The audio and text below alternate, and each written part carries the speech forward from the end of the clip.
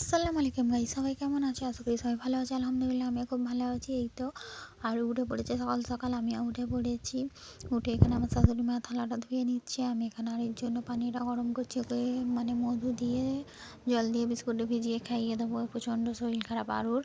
এই তো বিছানাটা গুছিয়ে নিয়েছি। বিছানা আমার সকালে উঠে বিছানা না তুললে যে মনে হয় আমার কত কাজ বাকি আছে। বিছানা তুললে যেন মনে হয় আমার সব কাজ হয়েই গেল অর্ধেক। তো বিছানা তোলা থাকলে ঘরটাও সুন্দর দেখায় গোছানো থাকলে।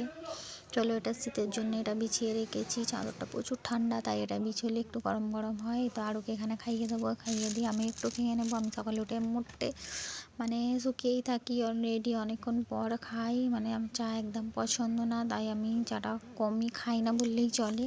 খাই মাঝে মাঝে। এই তো আমি খেয়ে নেবো লুচি, ঘুগনি, মিষ্টি। এখানে একটুখানি অল্প বিরিয়ানিও আছে, ওটা মানে অল্প না অনেকটাই ছিল, সবাই খেয়ে নিচ্ছে। আর একটুখানি আছে আমার জন্য, আমি খাবো দুপুরবেলায়।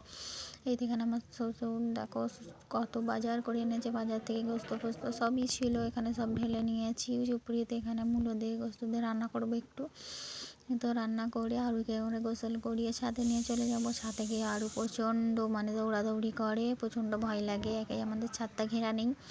আমি বলবো এখানে পানি গরম হচ্ছে, আমি নাইবো, গোসল করবো। এখানে আমাদের মসজিদ দেখো, এখানে অনেক কাপড় আছে, সব কাপড়গুলো তুলতে হবে। আরুকে তেল মেখিয়ে রেডি করে দিলাম, চুলটা খালি বাঁধা বাকি আছে। এবারে নিচে চলে যাব, নিচে গিয়ে আমি গোসল করে নেব।